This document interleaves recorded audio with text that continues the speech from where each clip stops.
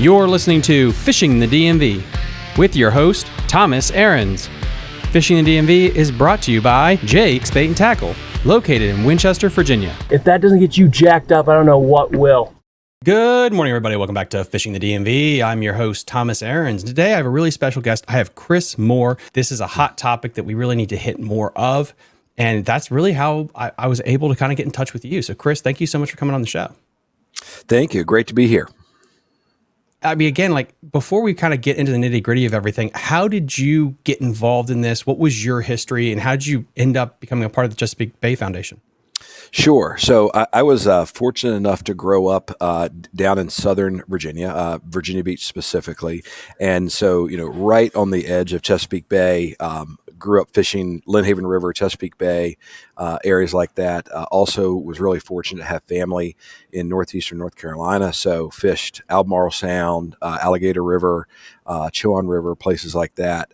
So fishing and hunting were, a big part of me growing up and something I carried into my college experience. Went to school at Randolph-Macon College outside of Ashland and majored in environmental studies. Kept fishing when I was in college and then actually moved to the DMV after that and worked in environmental consulting in Northern Virginia for various, usually federal clients in that area. Learned to fish some of the small lakes up in Northern Virginia, fished some out of Deal when I was up there and places like that.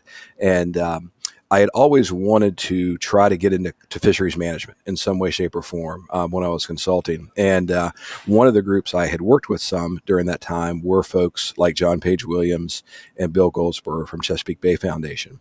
And as wonderful as the DMV is, the pace of life is a little better in Hampton Roads, and you're a little closer to the water at times. So the person who was actually running the Virginia Fisheries Program for Chesapeake Bay Foundation, Rob Brumbaugh, had moved on to some great opportunities with the Nature Conservancy. And the Virginia Fisheries Program has always been run out of the CBF Hampton Roads office because of the fact that our fisheries management organization for Virginia is based, used to be based in Newport News. It's based in Hampton now. And so when that position opened up, I said, I want to give this a try. And, it's been a little over 18 years now. And so I get to work on state fisheries issues, blue crabs, oysters, things like that, regional fisheries management issues like striped bass, menhaden, things like that, water quality issues, you name it. So it's been a really good experience. And, CBF is one of the few nonprofit organizations that actually devotes a lot of resources to working on fisheries management issues. There's a lot of our peer nonprofits that work in a lot of different areas, but not as many can devote the resources to fisheries management and and restoration as well that CBF is able to. And so it's been a really great experience work-wise. We've had David Sikorsky on the show a couple of times talking about the Maryland perspective. Is his organization kind of do the same thing that your alls do just for people at home, just so they can keep it all straight in their head, but they're just the Maryland side of things? So there are a lot of similarities in what the two organizations do. Dave works for Coastal Conservation Association. They're an agency, they're an association based out of Texas. They have chapters both on the East Coast and West Coast now. And of course, they were started on the Gulf Coast as well. So there are lots of similarities in terms of what they work on from a fisheries policy perspective and things like that. They have a little bit more of a recreational angling background to them, which makes sense because their organization is made up of recreational anglers. CBF has a little bit more of a environmental background to it. We have a little bit more focus on education. CBF is actually one of the largest environmental education organizations, in the U.S. We're really fortunate to have a number of different educational vessels where we take students and teachers and decision makers out throughout the year. We have a couple island education centers out in the Chesapeake Bay where people are able to get a real in-depth experience in Chesapeake Bay. And, CCA, most of their work tends to be, along the shoreline or in the water. CBF is fortunate enough that we actually spend a tremendous amount of time working with farmers, sometimes 200-300 miles away from the actual shores of Chesapeake Bay, because those water quality improvements we make, even in those areas, those tributaries to Chesapeake Bay, make a big difference in water quality. So there are some similarities, but there's some differences as well. But, like I said, we partner with Dave very often on issues here in the Chesapeake Bay region. You mentioned water quality. Since the Chesapeake and most of our bodies of water, really for that matter, have gone through ups and downs over the last 50 years plus, what have you seen really from 10, 15 years ago up until now? What changes have you seen? Yeah, and there's been some ups and downs, is what it amounts to. And, I think going back to when I was growing up, and, good example, the Lynnhaven River that I fished a lot growing up, we are definitely seeing more and better, we're seeing better water clarity than we did, 10, 15 years ago. A number of different reasons for that. But the things that we are doing on the ground per se, whether that's upgrading our sewage treatment systems, whether it's reducing stormwater flow, whether it's putting what we call best management practices on agricultural fields, those things are helping. The pace is not as fast as we'd like to see it, but those things are helping. Our oyster population is generally on an upswing. They're great filter feeders. They help with water clarity. Also, they do help remove some nitrogen and phosphorus as well. We've seen areas where underwater grasses have started to come back at times. That's another big improvement for water quality. Like I said, we've got folks who are working with agriculture operations, getting buffers back on the ground so that there's, a forested buffer, or at least a planted buffer before stream. So those type of things are making progress. We are still seeing signs of impaired water quality, though. We're seeing algal blooms at times throughout the year. We're still really maybe about halfway to our goal for underwater grasses in the Chesapeake Bay region. So we still have a long way to go, but it's good to see that we are making progress in some areas. What is your goal with the underwater or the SAV? So the Chesapeake Bay program has a goal of about 200,000 acres. And I'll have to go back and double check that to make sure I get you the exact right one. Rough estimate. But it's about 200,000 acres of underwater grasses. Yeah. Is there a correlation between the reintroduction or the bolstering of local oyster beds and then the uptick in SAV? That's actually one of the things that we're doing a lot of work on right now, because there's some new research that's actually showing that, yes, there is a correlation between having healthy oyster reefs and then having SAV, underwater grasses, co-located with those.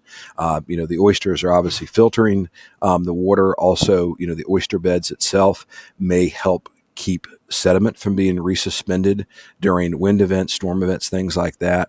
So we've actually got a couple of projects right now that we're working on that would help tease that out a little bit better and see if we really can be successful in restoring those two habitats. Going back in history, those two habitats were co-located in a lot of cases. You'd have underwater grasses just offshore and say, 3, 4, 5, 6 feet of water, maybe even 10 feet of water at times. And then in a lot of cases, you'd have oysters closer to the shoreline, especially in the Southern Bay. And that's what we want to see again is, can we co-locate those two really important, really vibrant habitats that we have in Chesapeake Bay?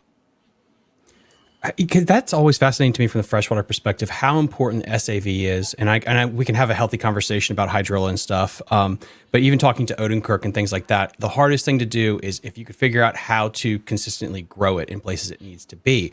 And it sounds like you guys have had success with it.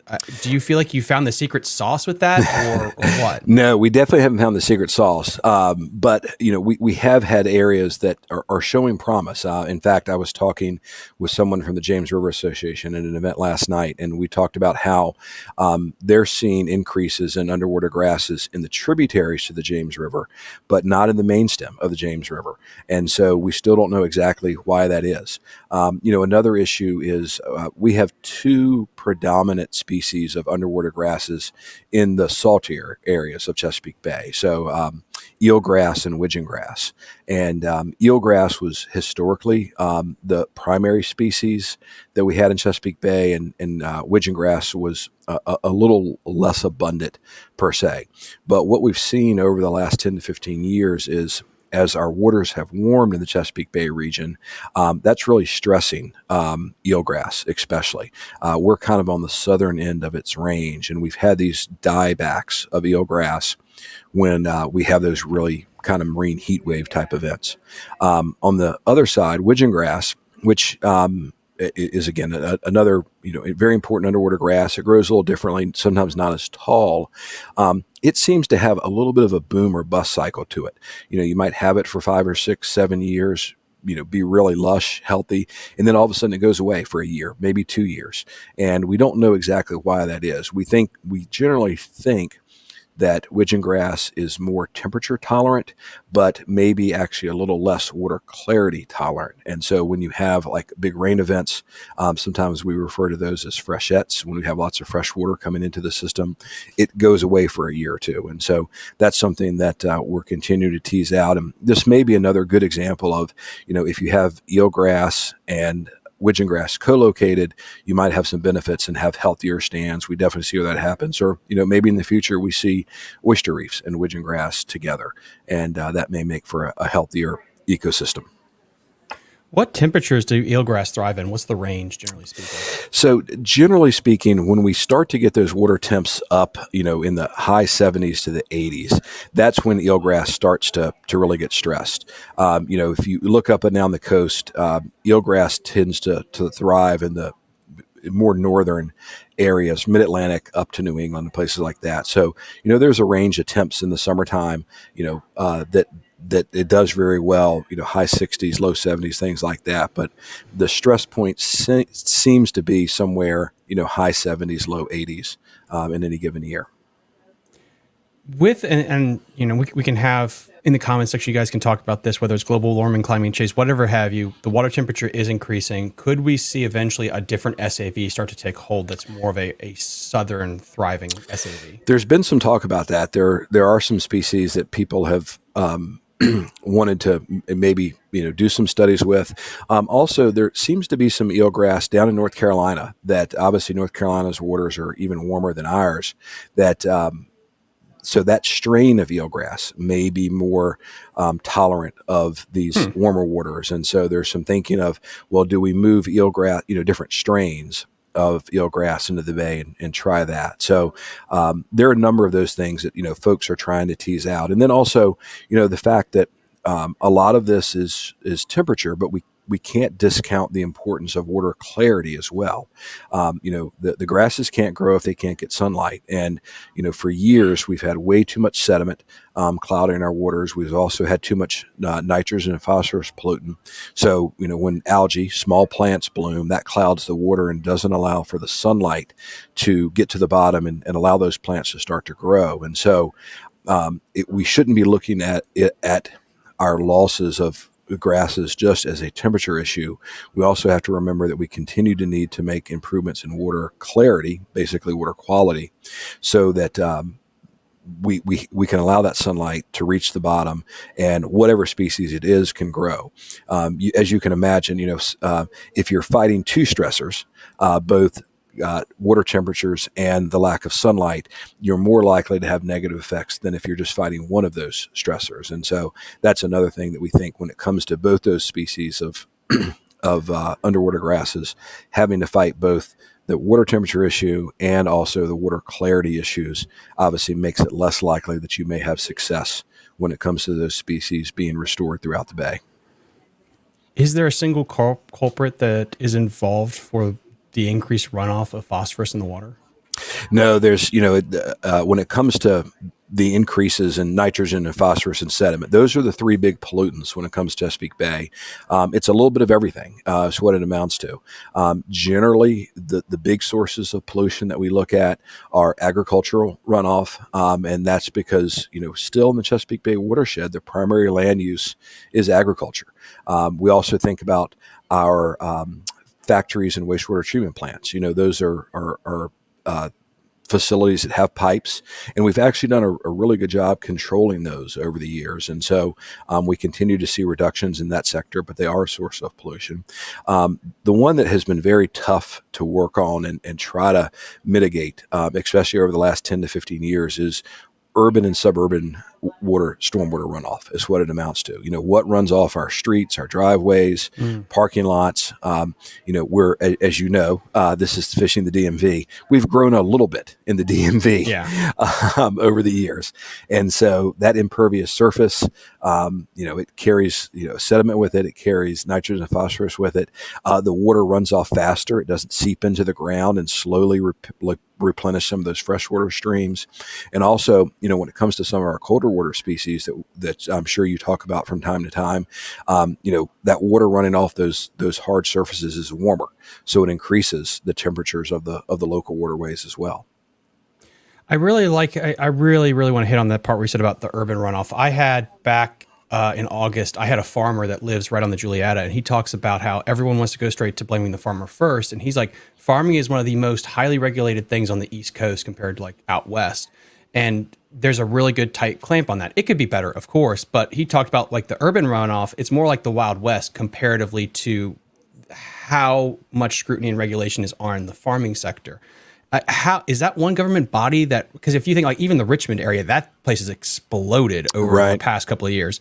Like, do you guys run that to make sure that that's up to code, or like who does that? Yeah.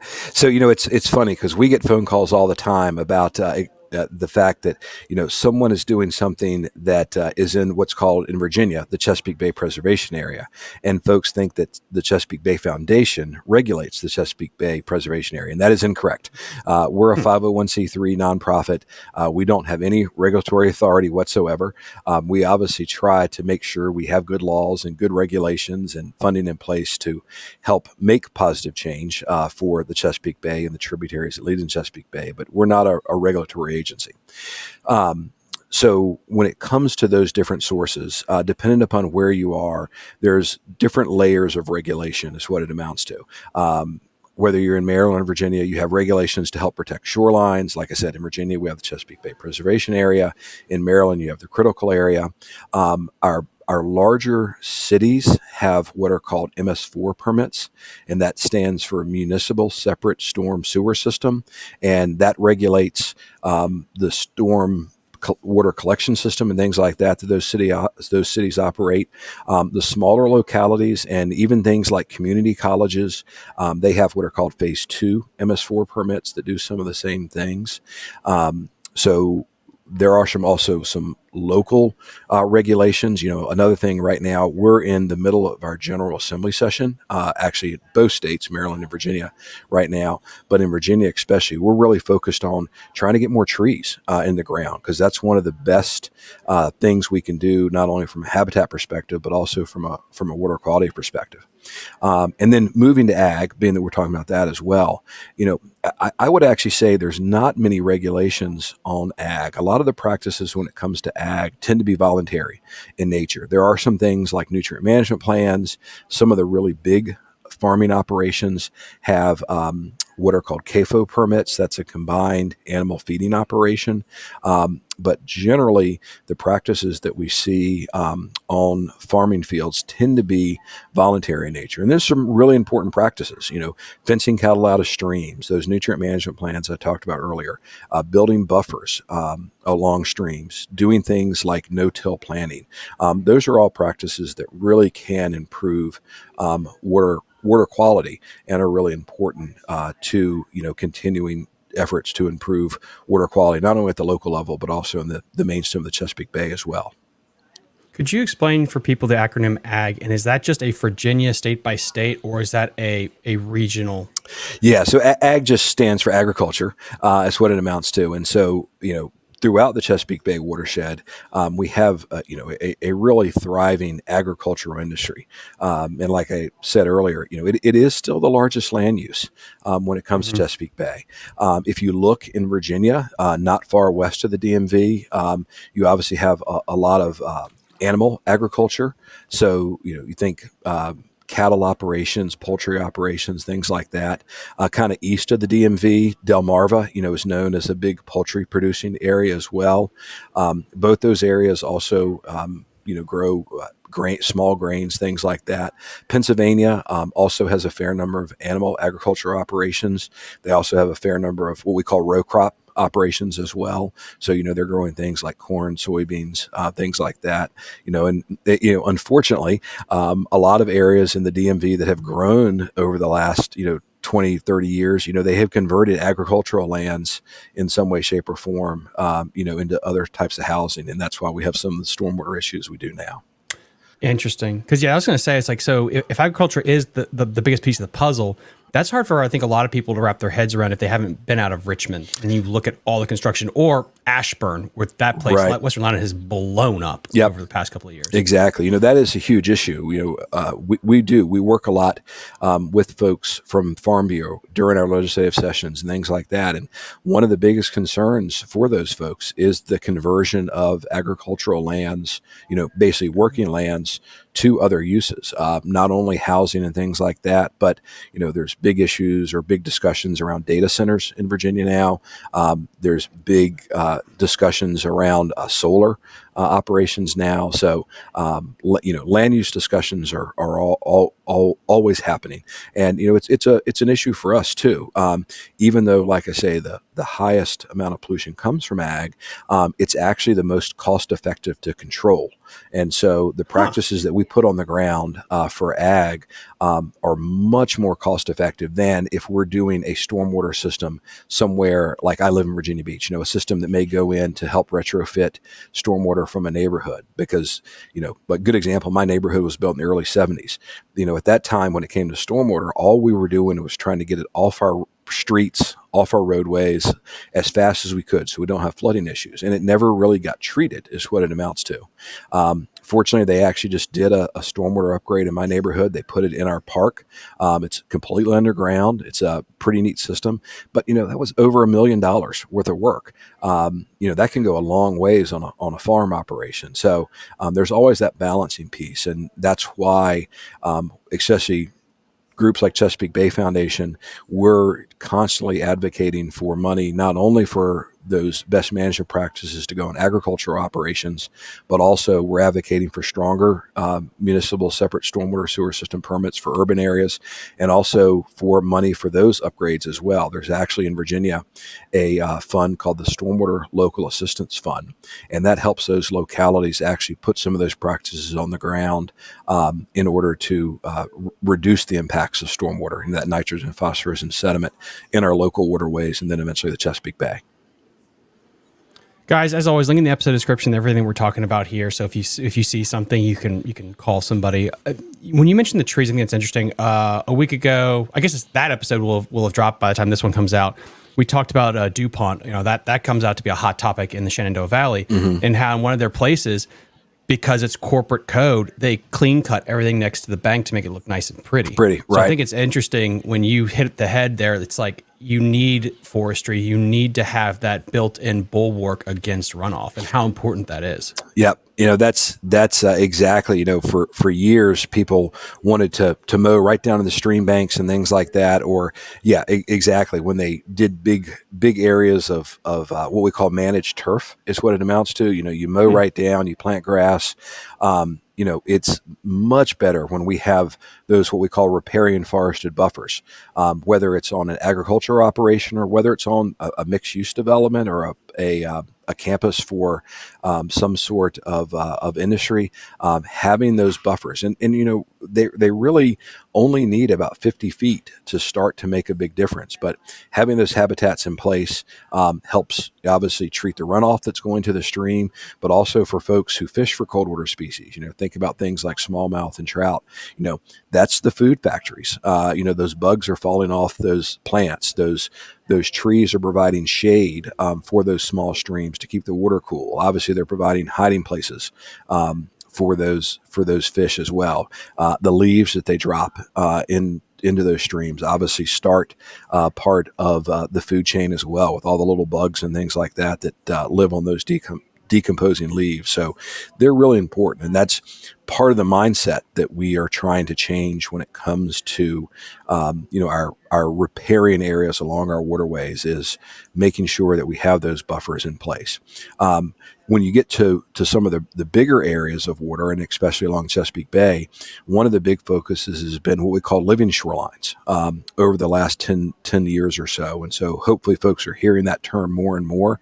But, for many years, what people did is they said, okay, I've got an erosion problem.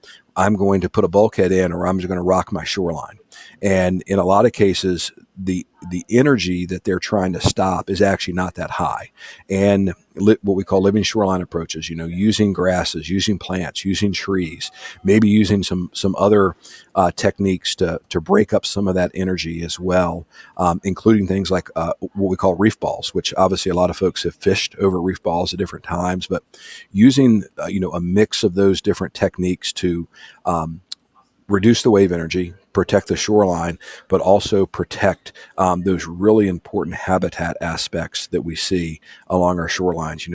Those are areas where a lot of our bait fish grow. It's an area where a lot of our blue crabs come and hide when they're small. And anyone who's fished in the Chesapeake Bay region for redfish, speckled trout, things like that, those shoreline habitats are obviously great fish magnets at times. So it's multiple benefits is what it amounts to. Bait fish is a fun topic too, as we're getting closer to like the striper, the main entree here today. The Menhaden. Yes. I've had that come up in the comment section once or twice. Once or twice, I'm sure. What are your thoughts on that whole situation? Yeah. So, we're right in the middle of the legislative session now. We obviously had a bill that we hoped was going to help provide the funding necessary to do some science when it comes to Chesapeake Bay. Unfortunately, that bill got passed to the next year is what it amounts to. But, a couple things when it comes to Menhaden. One, it's really concerning that Virginia is still the one place that we have this industrial fishery that takes obviously about 70% of the coastwide catch. And we don't have any science really on the Chesapeake Bay itself. We continue to manage Menhaden on a coastwide basis. And on a coastwide basis, I completely agree with the science that the population looks healthy. But, the fishery is most of the fisheries taking place in actually a pretty small area, the Virginia portion of the Chesapeake Bay, and generally, near the mouth of the Chesapeake Bay out in the ocean. And we don't have the science to manage that species in that area yet. We have what we call the Chesapeake Bay cap that was instituted back around 2005. That was and continues to be based on historic landings. It's not based on how the population in Chesapeake Bay is doing. And so we really need good science to better manage that species. In addition, we've already talked a little bit today about warming waters. There's a number of species that we think are moving north. Striped bass is one of them. Obviously, summer flounder is another one that we know is moving north. Probably black sea bass as well.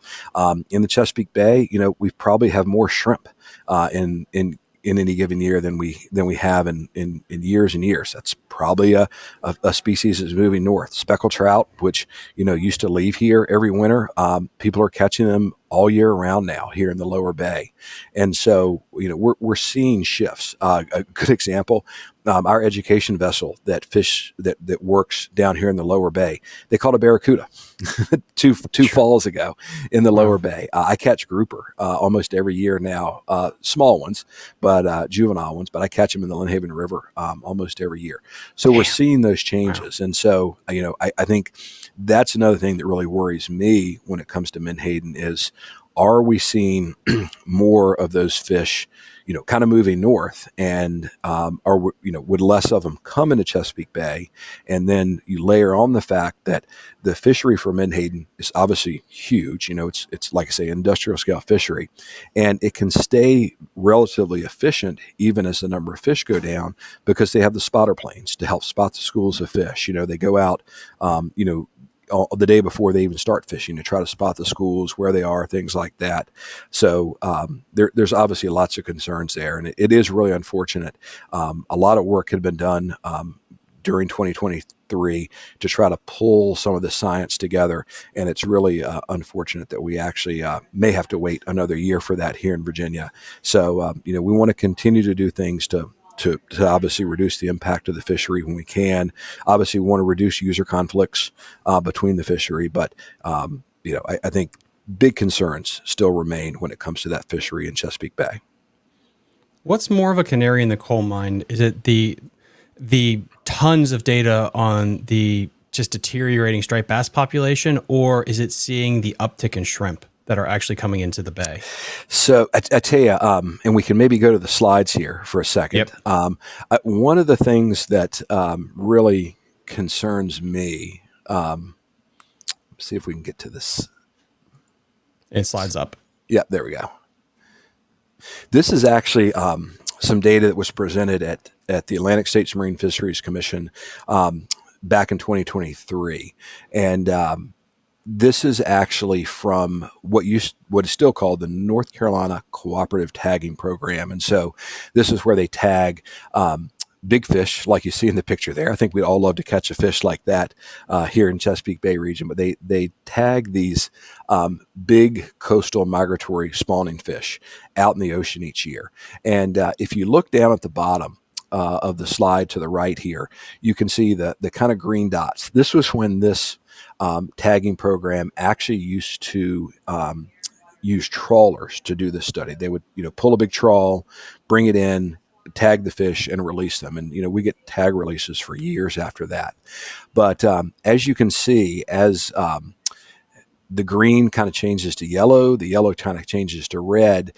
Basically, the redder the dot is, the more recent that actually data came from. And that's the year they found those fish off the coast during the wintertime. Back in about 2011, 2012, they actually changed this over to basically using a sport fish vessel. It's actually a Chesapeake Bay. It's Ryan Rogers, Midnight Sun, out of Smith Point. He actually runs the program. That's where that picture is actually taken of the big fish. But you can see, we moved up to the mouth of Chesapeake Bay in terms of catching those fish. And then if you go to the very top of that, in 2023, they actually caught those fish off the mouth of Delaware Bay, on the north side of the mouth of Delaware Bay. So, this is one of the things that really concerns me in terms of say, striped bass population. And, is this all climate change driven? Hard to tell. Is it the fact that, maybe the Menhaden aren't moving as far south as they used to? Or other bait they may be eating during the winters not moving far south as well. But, this is about 200 miles or so difference in where these fish used to overwinter. I've got good friends who used to catch them down off Morehead City in the wintertime in the mid 90s. And, there's basically zero winter fishery in North Carolina anymore. Our fishery here where I'm based in Virginia Beach is just a shell of what it used to be. And so, that's one of the things that really concerns me, and maybe the biggest canary in the coal mine when it comes to this issue. Here's a dumb question that I've asked to Dave, and I asked to also Gary Martin of the Potomac Association. So what can be done about it? Yeah. So, I think a couple things. One, when it comes to this, one is we need to have as healthy a population of striped bass as we can. We know that Chesapeake Bay historically has provided about 70% of the coastwide population of striped bass. We need to make sure we have as many breeding fish as possible when it comes to that population. So when we have years that we have, good reproduction in Chesapeake Bay, we have lots of those big fish to actually successfully spawn. So, that's obviously one thing. Another thing, obviously, is we need to continue to improve habitat in the Chesapeake Bay region. Things that we talked about earlier, like those buffers, that help cool the water, ensuring that we don't have harmful algal blooms happening is another piece. Making sure that, when those fish are there, that we have the best environment for them. As the fish grow, then, having a healthy population of Menhaden obviously is another important piece of this. But we need to do a number of different things in order to make sure the population is as healthy as it can be, and that when we do have the right conditions for striped bass to spawn, they can do that successfully, is what it amounts to. I have so many thoughts on that, but is there another slide you want to get to too? I just want to make sure we hit all the slides first before I Sure. No, interrupt you. there's just one other one I want to think about or talk about a little bit when it comes to striped bass, or maybe I'll talk about two. This one is really specific to striped bass, and so being that we're on striped bass right now, I'll talk a little bit about this one. This is what we're seeing in Chesapeake Bay, and I've talked about this a little bit already today. What we call habitat squeeze, in the population. Waters are warming, as we talked about already. We're kind of on the southern end of the striped bass range, so they want to be kind of in those cooler, deeper waters during the summertime, just kind of hanging out those warm months. And when we have areas of low dissolved oxygen, unfortunately, they can't get in those deep, cool waters. And so that's why our efforts to improve water quality are so important. When we don't have sufficient, cool deep water habitat, you push them into those warmer waters up at the top near the surface that, they really don't want to be in, and it stresses them out. And, when fish are stressed, you can succumb to disease, things like that, stress, you name it. And so that's what's really important. And that's another reason why, our organization has actually been really supportive of making sure we have a longer closure period for striped bass in the summertime. Just trying to leave these fish alone as much as possible, especially when water temps are high and air temps are high as well. So, this is something that anglers, when we have those 90-degree days and the water temps are really up there, think about fishing for something else during that time period. So just one other slide I'll kind of point people to on this is actually, we've already talked a little bit about menhaden, and obviously we've talked about striped bass, but this was a slide that is about 10 or 15 years old at this point. But, one of the things that I always talk to people about when it comes to any fish, shellfish in Chesapeake Bay, I think a lot of people sometimes revert to what I call the silver bullet approach to fisheries management. And you hear it and they say, if we just did this, our fishery would be fine. And, I've heard it about blue crabs. We've heard it about striped bass. I'm sure there's freshwater species. I don't follow quite as many freshwater species as I do saltwater species, but I'm sure you hear some of that too with some of the freshwater species. But, this shows you kind of the interconnectedness of a different species that we have in Chesapeake Bay. And again, this one happens to be striped bass and menhaden. But we talked about the water quality piece here, the fact that we want to reduce those nutrient inputs into our Chesapeake Bay tributaries and the Chesapeake Bay itself, because those nutrient inputs have really changed the algal community in Chesapeake Bay at times. And that actually may be one of the reasons why we don't see as many menhaden on the western shore now. We see more of them on the eastern shore is, we tend to have more runoff from the rivers on the western shore. We talked a little bit about the dissolved oxygen. We had really good news this year when it came to dissolved oxygen, but also we had, one of the lowest flows this spring, and our spring flows, water running from our rivers, especially the Susquehanna, because it provides over 50% of the fresh water to the bay. That's a real big driver about how many nutrients are in the bay each year. And so, how that affects water quality throughout the summer is obviously really important. I'll kind of jump up to the center there. We've talked about this, weather conditions, climate conditions in any given year. Is it a really hot year? Is it a really sunny year? Is it a windy year? So the bay continues to kind of turn over, things like that. But those changes we're seeing in climate are definitely making a difference. And then obviously we have the fishery part of this. We can generally control our fisheries. I know we're going to probably talk a little bit later about some changes that have happened for striped bass. We've been talking about changes possibly for the menhaden fishery. That's one of the things we definitely can affect, and we should continue to look at changes that we need to make to make our species healthy. And then kind of in the middle there are all those different interactions between bait fish, predator fish and things like that. And so that's, again, something we need to be thinking of. Another topic that's been really big here in the Chesapeake Bay region for the last, 5 to 10 years is blue catfish. How many species are being eaten by blue catfish? And again, I was have talked a fair amount about fisheries this week. Fortunately, talked to some folks last night about, the impacts of snakeheads on some of our species. But, blue catfish, rightfully so, has really become an important topic here in the Chesapeake Bay region, because we are really looking to try to develop some solutions to reduce that population, because, it seems like they can eat just about anything they can get their mouths on. We've even seen them with duckbills in their mouths and things like that.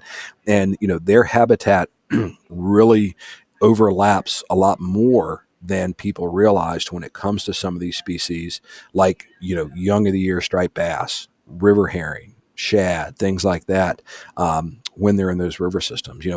Another big one that we probably won't talk a whole lot about, but is blue crabs.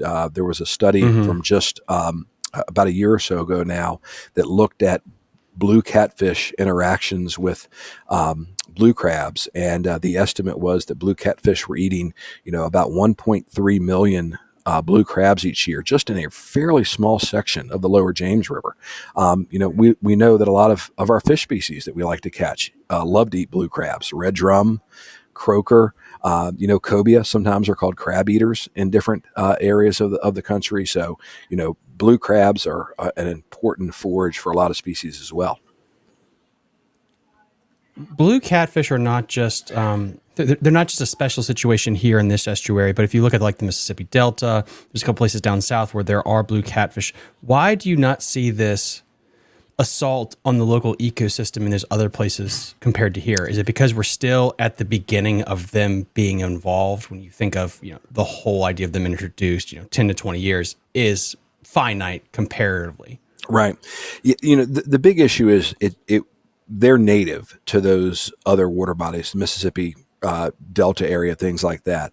They aren't native Chesapeake Bay region. We obviously had some native catfish species, things like a white catfish, for example. A lot of people don't realize this, but channel catfish are actually another introduced species here in the Chesapeake Bay region. But blue catfish, they grow so big, is what it amounts to, and they are a predator that can really change what they eat over their lifetime. When the fish are young, we think they tend to eat mostly things like mussels, clams, things like that, maybe even detritus in a lot of cases. But then as the fish get a little bit bigger, on the area of 2 to 3 pounds, maybe 4 pounds, they really start to shift to a more fish-based diet. And that obviously has big implications for our rivers where those fish are located, because you think about all the different fish species in those, I'll call them generally like tidal fresh areas where they're mostly found, but obviously they're sneaking down into some more brackish water areas as well. But they're foraging on a lot of species that people like to go catch. White perch, ring perch is another one. We talked about some of the elasins like American shad, things like that. If they can get it in their mouth, they're going to eat it. And we are still fairly early in some ways in their introduction. I mean, it has been about 40 years or so now. But, in some river systems, we may have seen the peak blue catfish biomass, but there are some estimates that in especially systems like the James and the Rappahannock, around 70% of the biomass may be blue catfish, and that just shows you that's kind of a system out of balance. We need a much more diverse ecosystem to provide the angling opportunities we want to see, but also to have a healthy functioning ecosystem as well. When I was looking at research papers for like the snakehead introduction and really looking at the Potomac River first before the Rappahannock, since it was introduced really at the Potomac first, you saw the jump in population before eventually it plateaued, and then it's starting to try to find some kind of homeostasis. Now, that is a different sample size, different species. In theory, in the next 50 years, is that what we should see? Is we're seeing this boom in their population. Eventually it would plateau, and then we'll find out whatever that new homeostasis will be. If we don't manage the population in some way, then yes, we would see that. But right now, there are a lot of different efforts focused on trying to reduce the number of blue catfish out in the ecosystem and make that plateau a lot smaller in terms of the biomass in our river systems. Here in Virginia, we actually have an electrofishing fishery for them. You can, hopefully use other fishing gears as well to knock those fish back. We've had efforts in both Maryland and Virginia the last couple of years to try to increase processing capacity on those fish so we could get more of those fish in the market. It admittedly is a fairly low value fish. So folks who harvest them need to sell a fair amount of them to make to make a profit on those. Catfish are admittedly a fairly hard fish to process compared to some other species.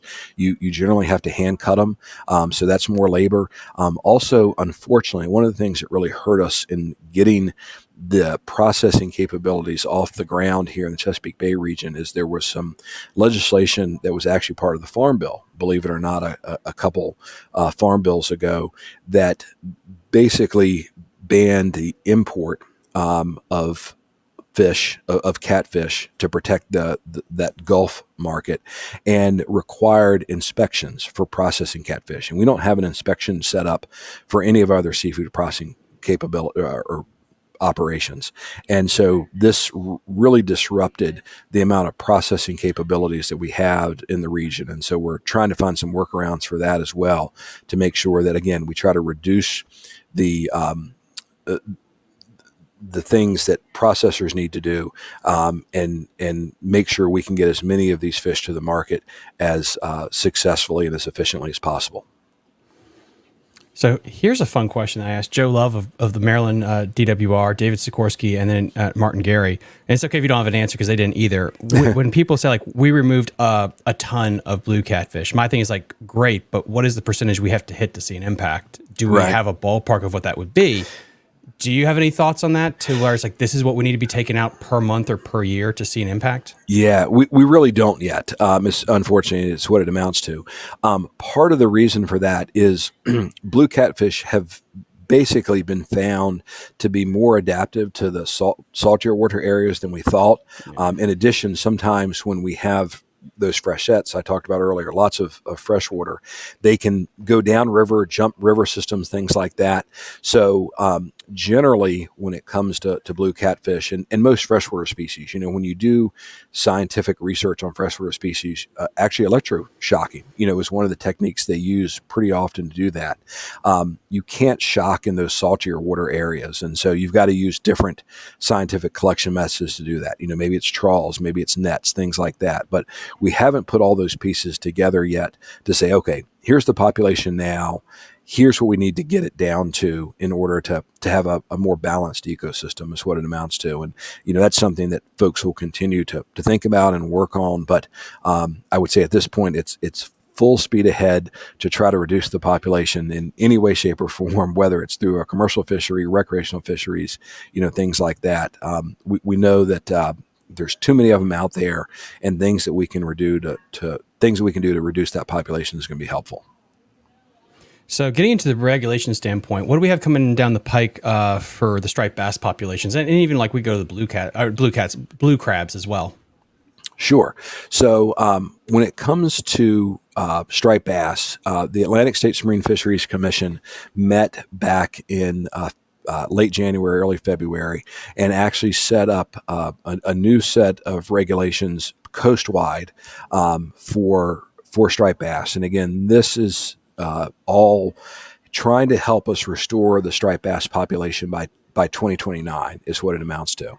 And as I'm sure you're aware, and some of the folks who actually listen to the podcast are aware, we actually have gone through a couple of different regulation changes over the last couple of years to try to increase the population. And it's beginning to slowly do that, but there are still some obviously concerns about reproduction, as folks who follow the species kind of know, and as we feel at Chesapeake Bay Foundation, we this past year, we really had a recruitment failure when it comes to striped bass, and we've had low recruitment in Maryland the last couple of years. We're about the last 5 now. Virginia, we were average up until this year. And one of the things that, we'd been hearing about was, some people were like, well, these fish are just moving north, and places like the Hudson River, they're going to make up for that spawning that we're not having in Chesapeake Bay anymore. And actually, about a month or so ago, we got data from the Hudson, and that wasn't great data either, is what it amounts to. So,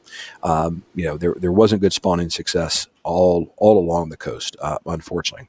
But when it comes to new regulations for this year, one of the big things that will stay in place is that 28 to 31 inch slot limit for the coastal fishery. So those folks who fish out in the ocean for striped bass, that fairly narrow slot is going to remain in place for those folks. In addition, Virginia a number of years ago had actually gotten rid of its trophy fishery, but you've obviously seen Maryland come out as well, and we won't have a trophy fishery in the spring in Maryland now moving forward as well. And so you're going to see some obviously changes there.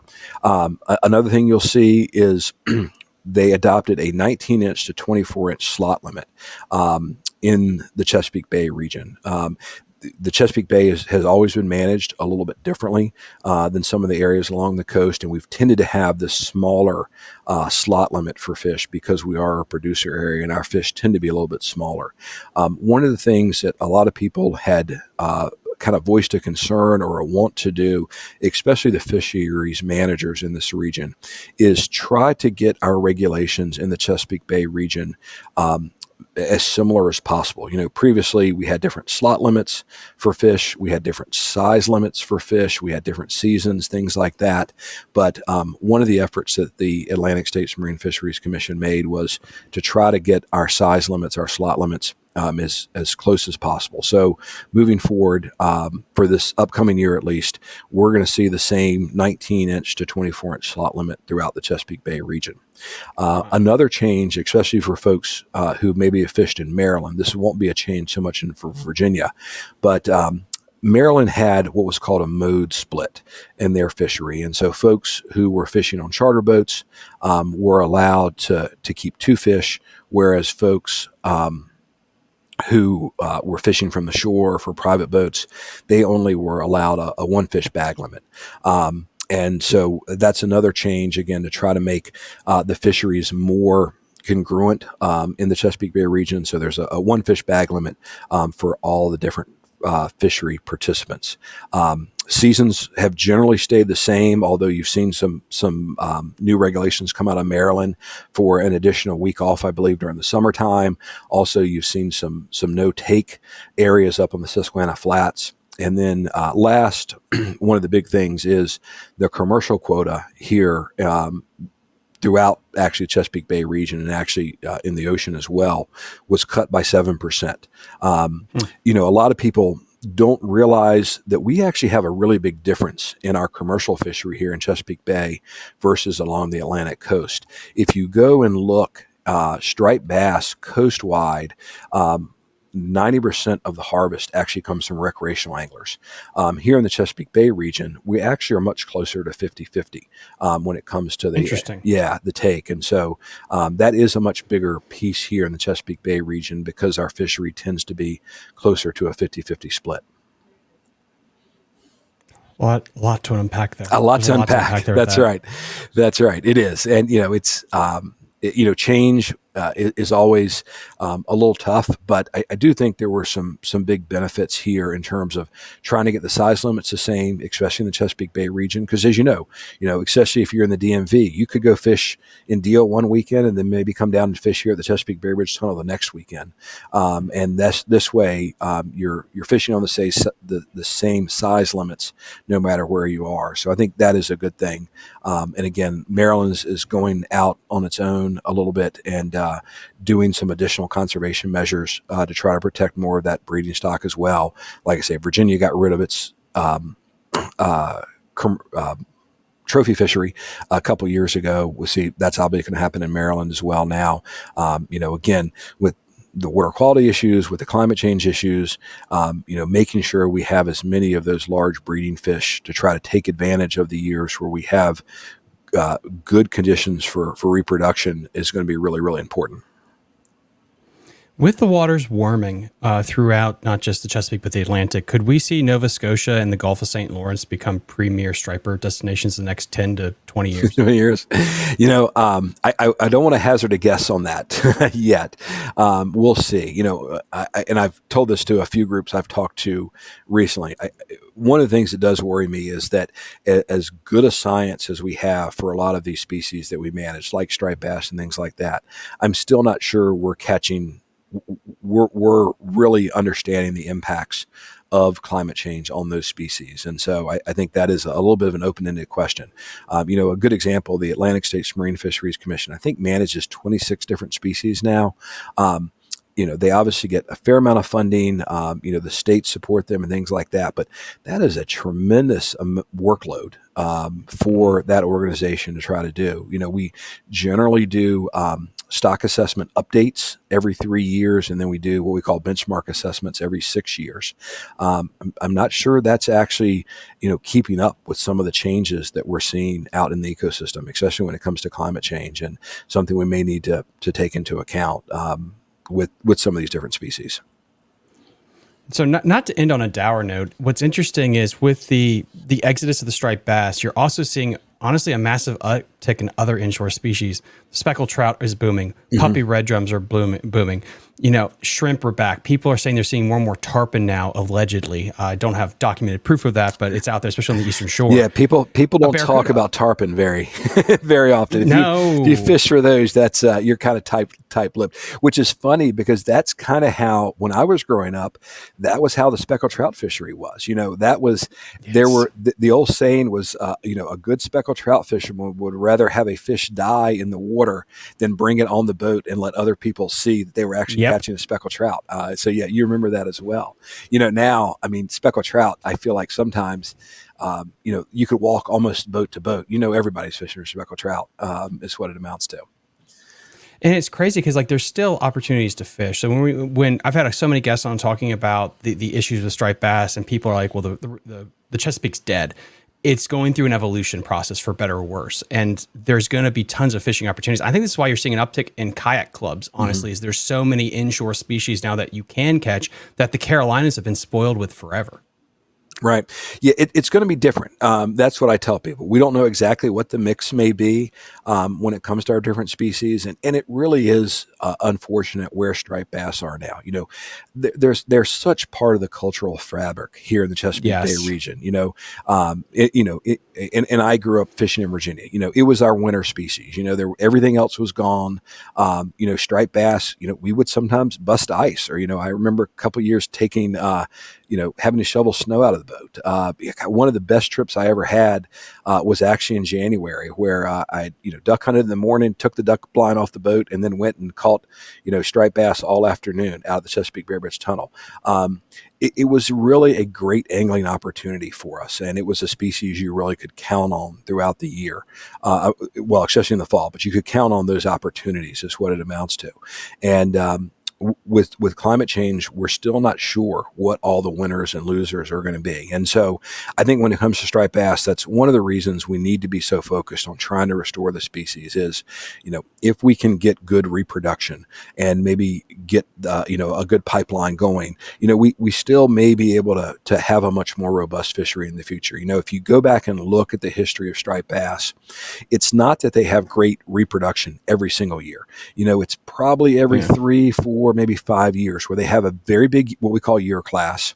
And then that kind of sustains the population throughout the years. And, right now, the unfortunate part is 2015 was the last, really good year class. 2017 was kind of decent. We haven't seen a whole lot since then. And so, we really need to have, a couple of big year classes, hopefully in the next couple of years, because, as a lot of people have talked to, and I even talked to some outdoor riders last year when we started implementing some of these changes. And they were like, this is just a Chesapeake Bay problem. This is not, a New Jersey, New York problem. We're having the best fishing we've had in years. And that may be true, but remember, they're fishing on fish that are 10, 12, 15 years old, maybe 20 years old. The pipeline behind it's just not there right now. And, I think a lot of people, like I said, thought the fish were just going to move to the north, but the data we're seeing out of the Hudson, at least this year, is not spilling that out. So that's something we need to think about. But going back to, yes, thinking about changing our angling opportunities a little bit, because different species are here now. We've always had Spanish mackerel in the area, but I hear about more reports of them being farther and farther north during the summertime. I hear about more people catching cobia up around the state line than I used to. Again, growing up here, we stopped fishing. Cobia were big. Yeah. We stopped fishing for speckled trout and redfish in the summer. I remember surf fishing a couple of years and being amazed that we actually caught a couple of redfish mixed in from time to time with striped bass, around January 1, in the wintertime. Like I say, now, if you go out and the weather's decent in January, February, people are fishing for redfish here in the lower bay. So there are going to be some changes. But I do, want to make sure people don't get away from the fact that we should be doing everything we can, both from an environmental standpoint, improving water quality, but also from a fisheries management standpoint, because of that importance of species like striped bass to our fishery opportunities, to the fabric of the region.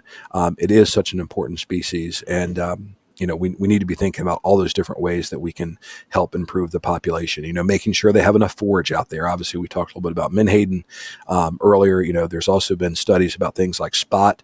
Have those numbers been down? So, yeah. Chris, I really appreciate all the time that you gave me today. Is there anything, if people want to comment, want to get involved, where can they go? There's lots of opportunities, and I think you bring up a really good point. The ability to comment and be involved in our fisheries discussions is an opportunity that people really need to take advantage of, because people want to hear their voices. It's funny. I attend some of the virtual meetings and for ASMFC, and there may only be 15 or 20 people on there. I do a lot of legislative work as well. I don't see a lot of anglers at times, talking to folks about, say, funding for menhaden studies, things like that. Make sure you stay up with the public hearings that the Atlantic States Marine Fisheries Commission has. They meet 3 times a year in Arlington, so it's really easy for folks in the DMV to participate in those meetings right down there in Crystal City. And then they meet 1 time a year in one of the member states. It's going to be Maryland this year, so people could participate there. In Virginia, we have the Virginia Marine Resources Commission. In Maryland, you have Maryland DNR. Take advantage of those opportunities to participate in the fisheries management process. You're not always going to get everything you want, but you're going to interact with some really smart people. It's amazing, some of the folks you mentioned, folks like Marty Gary. Marty, spent time with Maryland DNR. Then he was at the Potomac River Fisheries Commission. We've got Maryland Center for Environmental Science. We've got really, really smart people, Dave Secor, working on these issues and taking advantage of that knowledge, hearing what those folks have to see or say, can really be helpful to understanding, this very complex ecosystem that we're all trying to improve from a water quality and habitat perspective, but also making sure that, we can have these type of angling opportunities for future generations. As we talked about earlier, it's the reason I have the job I do now, is because I loved going out and fishing for all sorts of different species here in the region growing up. Chris, thanks again so much for coming on the show. I really appreciate it. As always, guys, link in the episode description to everything that we talked about. Please get involved. It really will help out so they can hear the people. And honestly, a lot of times the people that are on the water, I hear this from my river keepers all the time, from guides and stuff. You're the first ones to see something if it happens. Take a picture, take a video, get involved. Like and subscribe to the channel, and we'll see you next time on Fishing the DMV. Bye. You're listening to Fishing the DMV with your host, Thomas Ahrens. Fishing the DMV is brought to you by Jake's Bait and Tackle, located in Winchester, Virginia. If that doesn't get you jacked up, I don't know what will.